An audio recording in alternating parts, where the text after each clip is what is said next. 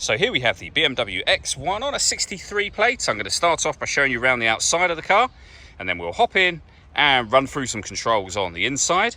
From the outside though, you can see it's a 5-door car with alloy wheels and tinted windows. Let's start off inside the boot and then work our way around the rest of the car from there. As we approach the back of the car, you can see we have reversing sensors, plenty of boot space as well, and we've got that space saver wheel, as you can see.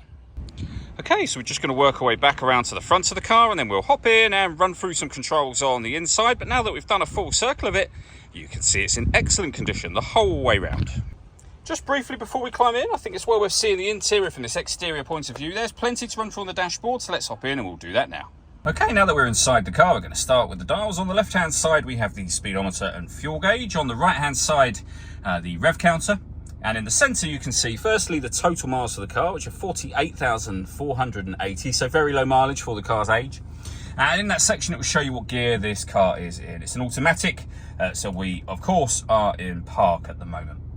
If we back out to the steering wheel, on the right-hand side, we have stereo controls, which continue on the left-hand side with the phone controls. We have the minus and plus paddles so that you can change up and down the gear manually with this automatic gearbox, should you wish to do that. And then in the centre, we have the main screen for the car. So you can see we have satellite navigation. All the movement that you see me making on the screen is all being done using this dial and the collection of buttons that surround it. So the menu button will always take you back to the main menu. You can access your satellite navigation, your telephone, your media and radio from here. If I press the radio button, for example, you can see that we are then on the radio menu where we have DAB, FM and AM.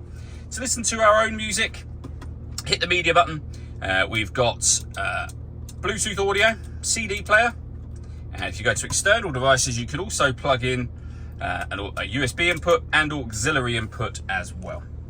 Below that section, we have our dual zone climate control. So you can adjust the passenger temperature, the driver temperature. You can increase and, of course, decrease the fan speed from here. You can determine what direction you'd like the air to be distributed in. The air conditioning is on at the minute, so that's off. Back on again, or hit auto. The car will now maintain the temperatures you've asked for by taking full control of the fan speed for you. If you press auto again, you'll go back to whatever setting you had it on previously. We've also got a heated driver and passenger seat, both of which have 3 separate heat settings each. We have the volume for the stereo, CD player, numbers so you can access certain preset radio stations. Below that, we can put the car into Eco Pro. We can turn our parking sensors on and off. We can turn our traction control on and off. We can turn on and off the downhill brake control. And then this one on the far right-hand side turns off the stop and start. This car is designed to cut out when it's stationary in traffic to save you fuel. That system is off when that light shows. We have our USB auxiliary input, 12-volt charging socket, and then the gear lever for the fully automatic gearbox as well. All that leaves me to say is thank you for taking the time to watch this video. If you'd like to come and see the car in person and have a test drive, please feel free to give us a call here at Mach 1 Cars. We'd love to hear from you soon.